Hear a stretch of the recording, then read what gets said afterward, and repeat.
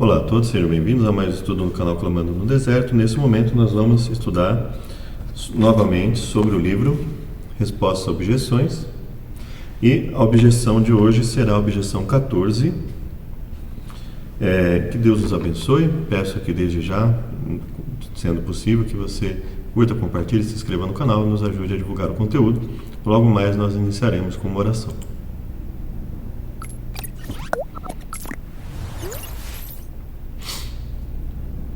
Vamos lá então? Obrigado a Deus por mais uma chance de falar a Tua mensagem. Nos dê sabedoria, que a Tua misericórdia esteja sobre nós. Nós imploramos que nos auxilie no Teu santo dia, em todos os dias da nossa vida, até a Tua breve volta, nos perdoando por nossas falhas e pecados, em nome de Jesus. Amém.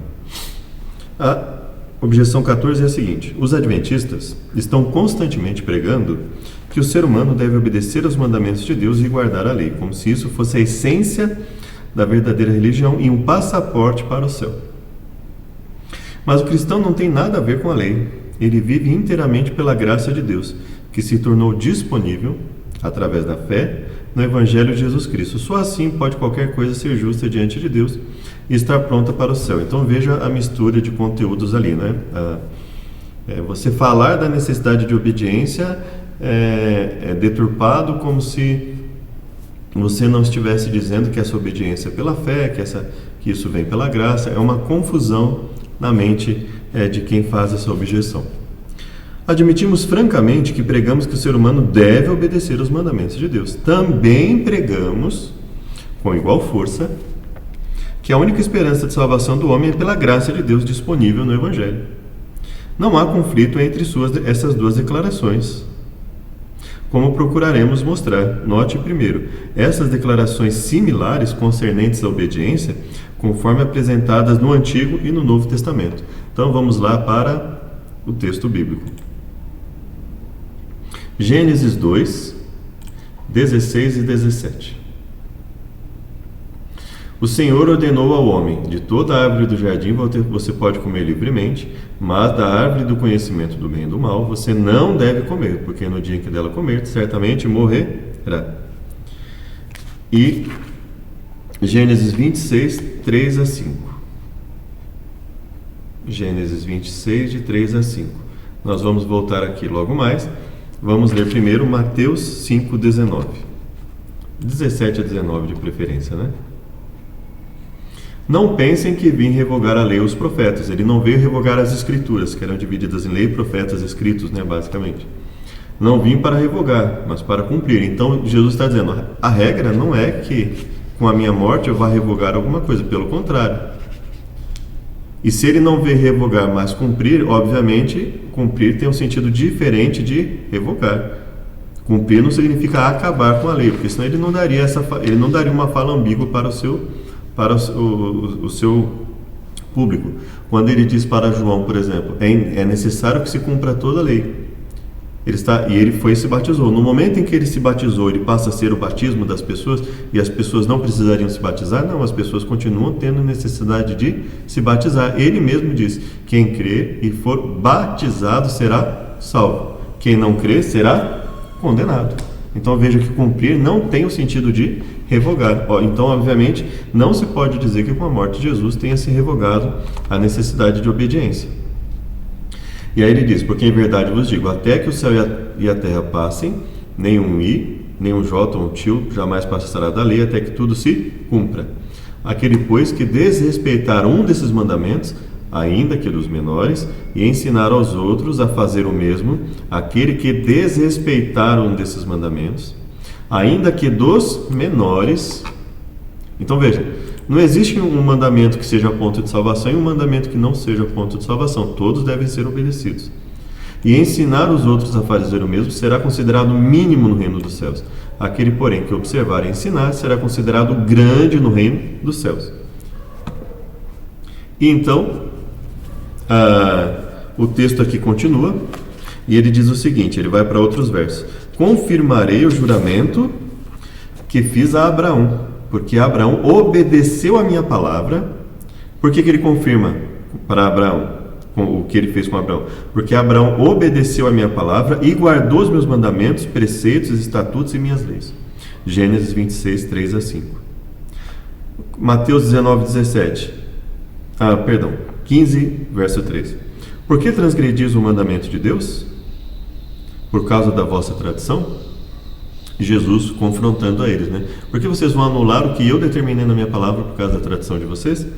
Agora, pois, se diligentemente ouvirdes a minha voz e guardardes a minha aliança, então sereis a minha propriedade peculiar dentre todos os povos, porque toda a terra é minha. Em vão me adoram, ensinando doutrinas que são preceitos de homens, negligenciando o mandamento de Deus, guardai a tradição de homens. Marcos 7, 7 e 8. Amarás o teu próximo como a ti mesmo. Levítico 19, 18.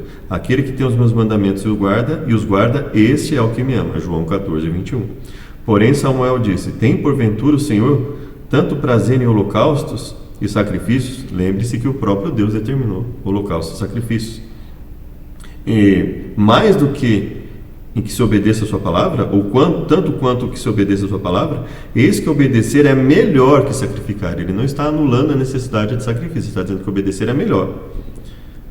E o atender melhor do que a gordura de carneiros. Romanos 13, 9. Não adulterarás, não matarás, não furtarás, não cobiçarás, e se há qualquer outro mandamento, tudo nessa palavra se resume: amarás teu próximo como a ti mesmo. Estaria Paulo aqui dizendo que não necessita-se mais amar a Deus sobre todas as coisas? Evidente não. Paulo está dando exemplos de tudo se resume em termos de relação entre os seres humanos. Então, tudo que diz respeito à relação dos seres humanos uns com os outros se resume, não se anula, através do termo amarás o teu próximo como a ti mesmo. Então, vamos lá.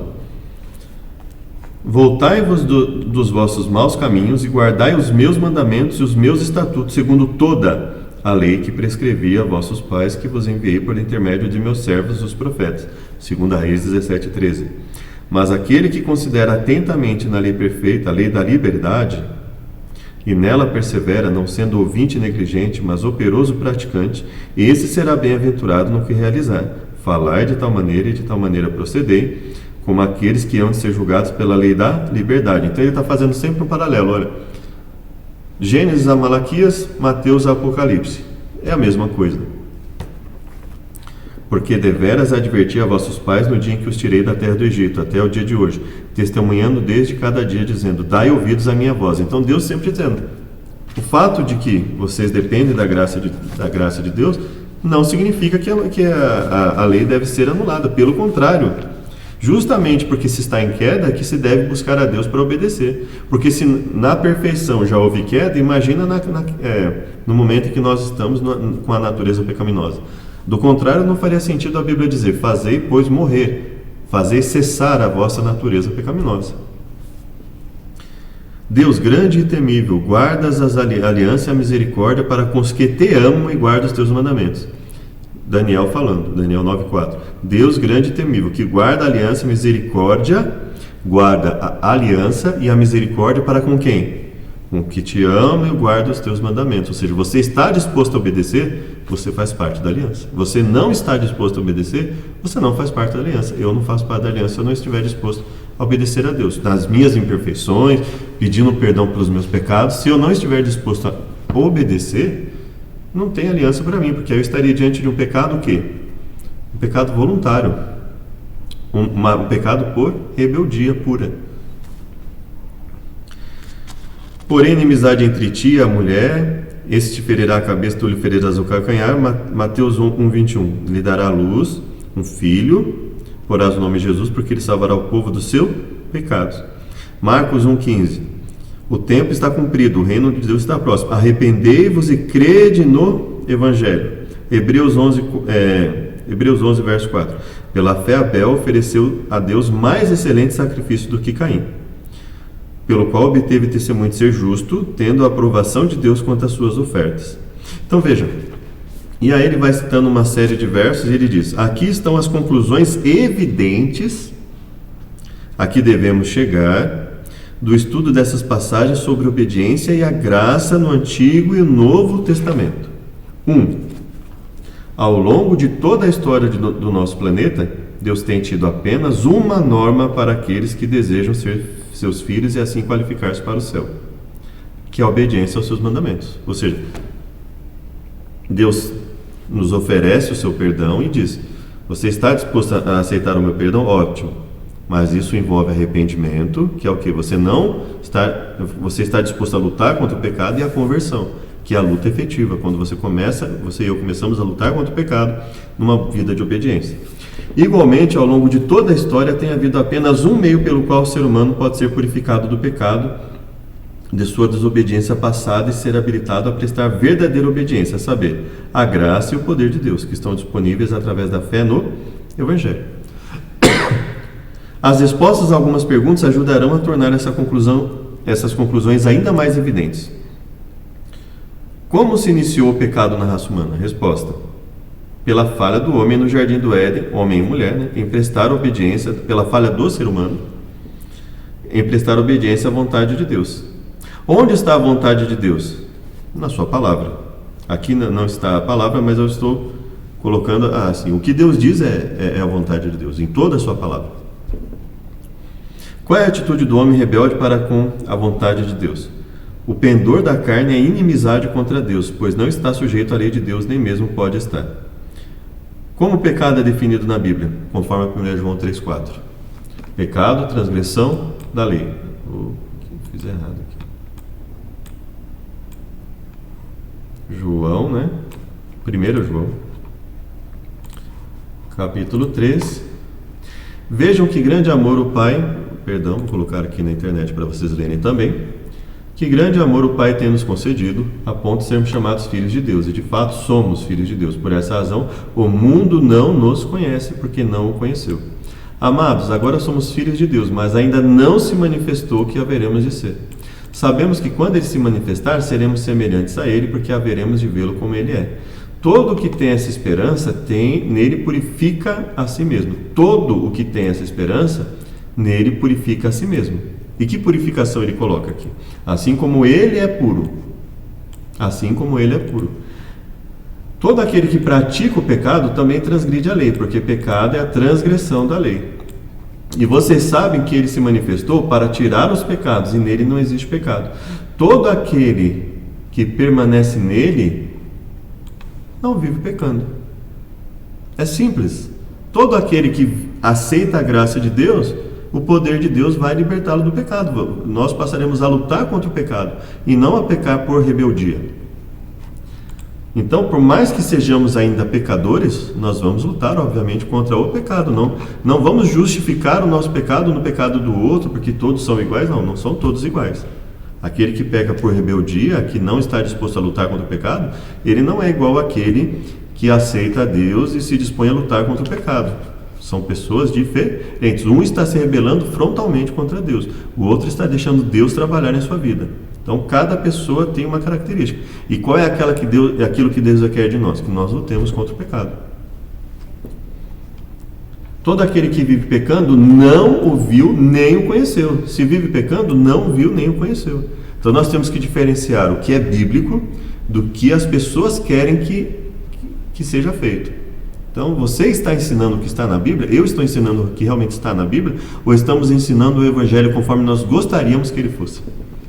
Filhinhos, não se deixe enganar por ninguém. Aquele que pratica a justiça é justo. Então, ele está colocando aqui o termo justo no sentido, aquele que pratica, aquele que busca obedecer a Deus é justo diante de Deus, e mesmo diante de todas as suas imperfeições. Porque aquele que busca obedecer a Deus, aquele que realmente se arrepende dos seus pecados e chega até Deus disposto a obedecê-lo, a viver uma conversão diária, esse o sacrifício de Jesus pode alcançar. Agora, e aos outros? Vamos ler lá Hebreus 10. O que Hebreus 10 nos diz?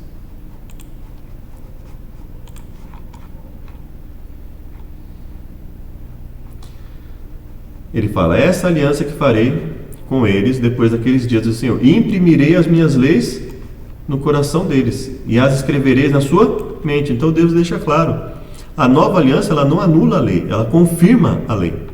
Porém, as minhas leis no coração. Ele não fala de anulação, de revogação de Jesus cumprindo a lei no sentido de anular a lei. Também dos seus pecados e das suas iniquidades não me lembrarei. Então veja, é graça e lei sempre juntas, não separadas.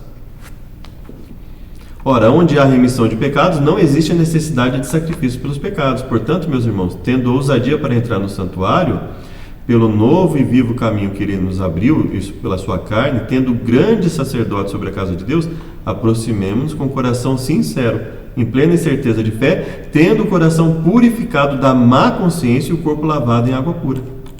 E aí lá para frente ele fala, por quê? Verso 26, se continuarmos a pecar de propósito, depois de termos recebido, ou pecarmos voluntariamente, deliberadamente, depois de termos recebido o conhecimento da verdade, já não resta sacrifício pelos pecados. Isso é muito claro. Se pecamos por rebeldia, não resta sacrifício pelos pecados.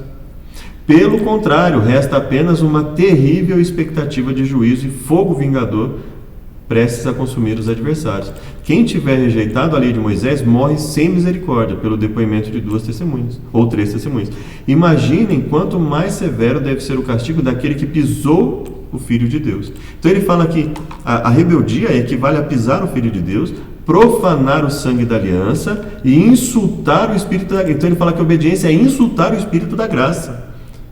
Veja que não é a busca a obediência que é insultar o Espírito da graça. É a rebeldia, é você ter Deus falando conosco, olha, eu quero que vocês venham para mim e sejam perdoados para ver uma vida de obediência. E quem rejeita isso, esse é que está insultando o Espírito da graça. Então a Bíblia é muito clara nesse sentido. E aí, ele coloca várias perguntas, né? Ele fala assim, qual é o propósito da lei em relação ao homem culpado? Onde não há lei, não há transgressão. Pela lei vem o pleno conhecimento do pecado.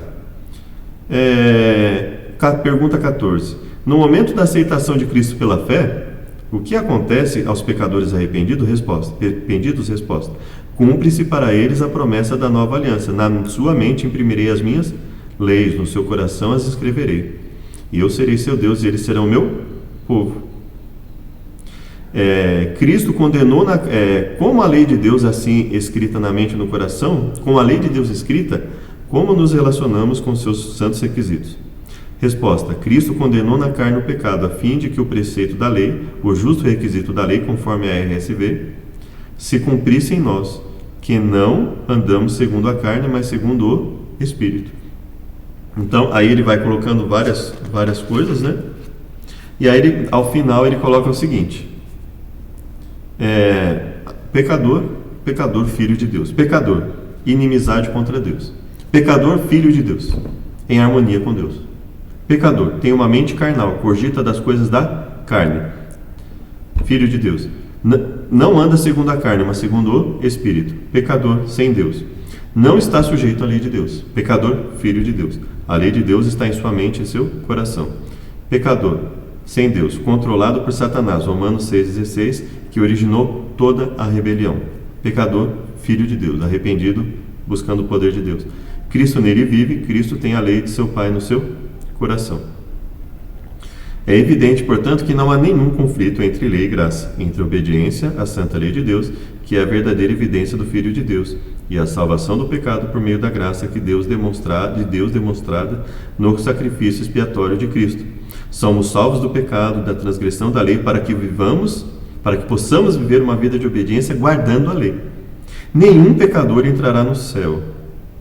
Os santos que estarão preparados para o segundo advento de Cristo são distinguidos de duas maneiras vitais: guardam os mandamentos e têm a fé em Jesus, ou a fé de Jesus. Os adventistas que procuram preparar o seu coração e o coração de outros para o segundo advento, prega que o homem deve guardar os mandamentos de Deus e possuir a fé de Jesus. E assim é guardado os mandamentos de Deus. Assim eles podem ser guardados pelo poder de Deus. Então o autor deixa claro, e aqui faço minhas as palavras dele em muitos aspectos, deve-se distinguir a necessidade de obediência em todos os aspectos, assim como o próprio Jesus ensinou, assim como a Bíblia ensina de Gênesis a Apocalipse, né? Da questão de que o homem precisa da graça de Deus. Muitos têm usado a graça de Deus como um refúgio para a transgressão voluntária, e não é isso que a Bíblia ensina. Espero ter sido útil. Te convido para uma oração final. Obrigado, Deus. Mais uma vez pedimos a Tua sabedoria em tudo que fizermos. Nos auxilie, nos fortaleça em todos os momentos de nossa vida. Nos dê um bom restante de dia, uma boa semana na Tua companhia. Nós imploramos em nome de Jesus. Amém. Sejam muito bem-vindos e até o próximo estudo.